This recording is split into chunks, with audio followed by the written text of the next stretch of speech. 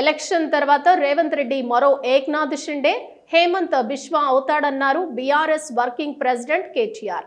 ఎమ్మెల్యేలను తీసుకుని పోయి బీజేపీలో కలుస్తాడని జోస్యం చెప్పారు.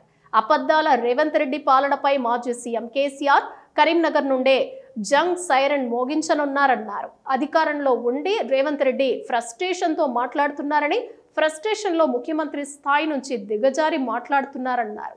5 ఏళ్లు ముఖ్యమంత్రిగా ఉంటేనే కేసీఆర్ విలువ రేవంత్ రెడ్డికి తెలుస్తుందన్నారు.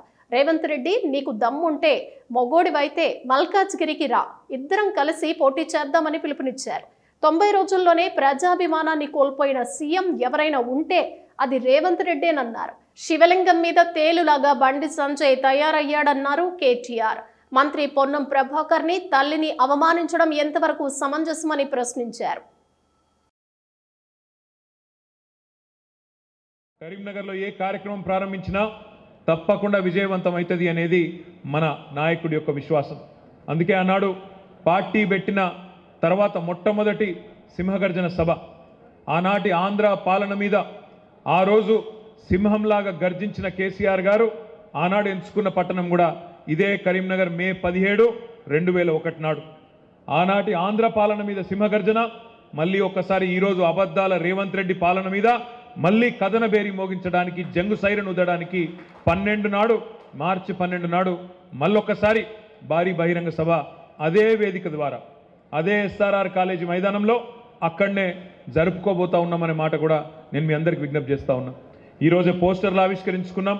ఈ పోస్టర్ గ్రామానికి పోవాలి, ప్రతి మండలానికి పోవాలి, ప్రతి పట్టణానికి పోవాలి.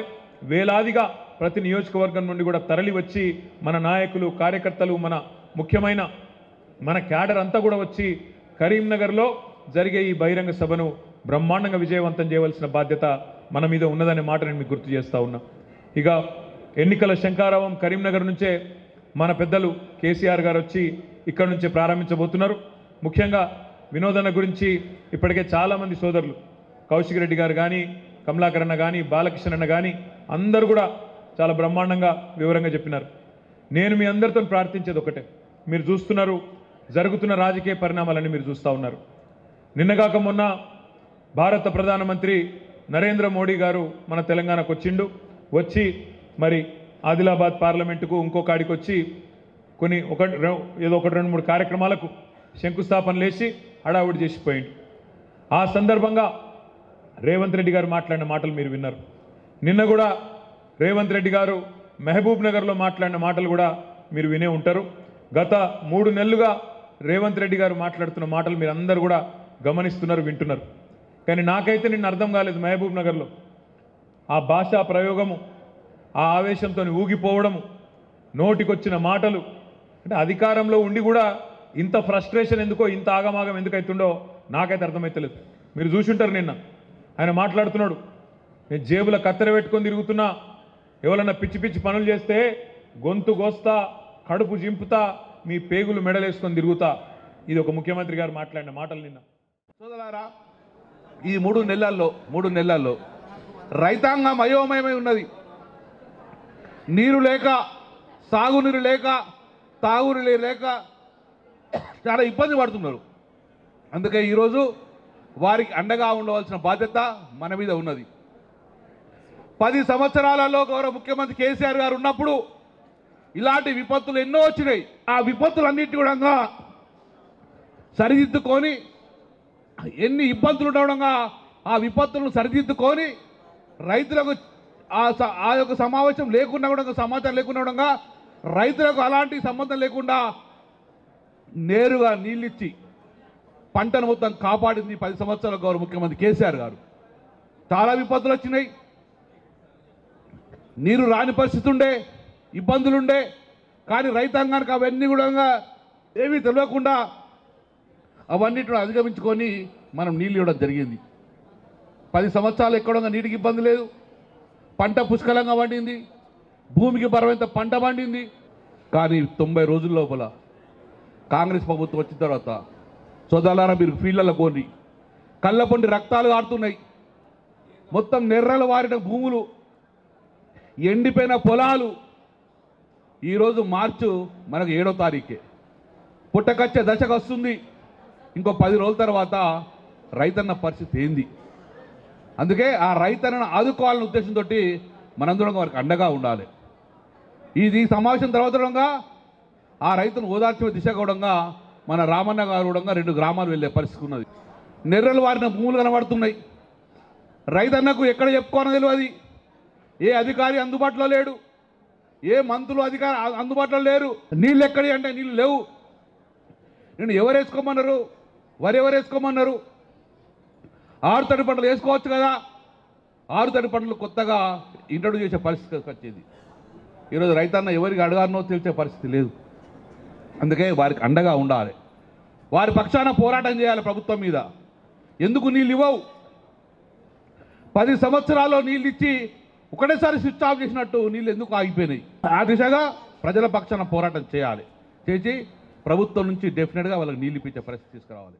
ఒక పెద్ద బహిరంగ సభ కరీంనగర్ నగరంలో జరుపుకోవాలని చెప్పి మన నాయకుడు కేసీఆర్ గారిని ఆహ్వానించుకొని యావత్తు తెలంగాణ లోపల ఎన్నికల సభ మరి ఇక్కడ ప్రారంభించుకోవాలని చెప్పి మనం అనుకున్నాం.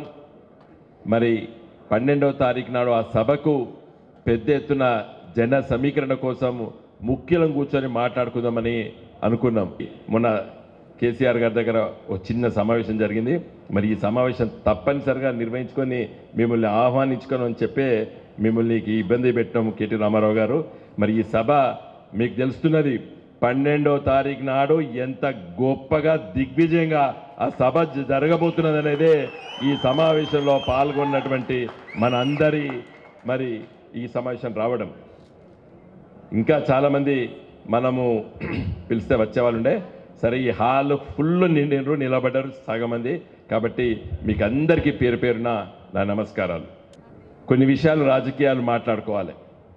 పార్లమెంట్ ఎన్నికల్లో బీజేపీ కాంగ్రెస్ పార్టీలు, జాతీయ రాజకీయ పార్టీలు అనబడేటువంటి 2 పార్టీలు ఒకే మాట మాట్లాడుతున్నాయి. ఏం మాట్లాడుతున్నాయి? పార్లమెంట్ ఎన్నికలు కదా, ఈ టీఆర్ఎస్ వాళ్ళు బీఆర్ఎస్ వాళ్ళు ఎందుకు, ఇది మా మధ్యనే పోటీ ఉండాలి కదా, మేమే కదా అక్కడ ఉండవలసిందని చెప్పి మాట్లాడుతున్నారు. నేను చాలా స్పష్టంగా చెప్పదలుచుకున్నాను, చాలా ముఖ్యమైన విషయం మాట్లాడదలుచుకున్నాను. ఇలా రాజ్యాంగబద్ధంగా ఉన్నటువంటి ఇష్యూ కూడా మాట్లాడదలుచుకున్నాను. ఈ విధంగా మాట్లాడితే ఈ 2 రాజకీయ పార్టీలు ఈ దేశ సమైక్యతే ముప్పు తీసుకొచ్చేటట్టు వాళ్ళ ప్రవర్తన ఉన్నది. ఎంత దురదృష్టం! మొన్న కర్ణాటక నుండి ఒక ఎంపీ ఏం మాట్లాడతాడో, దక్షిణ భారతదేశమే మరి విడిపోతుందని చెప్పి మాట్లాడుతున్నాడు. ఏ పార్టీవాడు? కాంగ్రెస్ పార్టీవాడు. నిన్న డిఎంకే నుంచి ఒకరు మాట్లాడతారు, ఆయన అదే విధంగా మాట్లాడతాడు.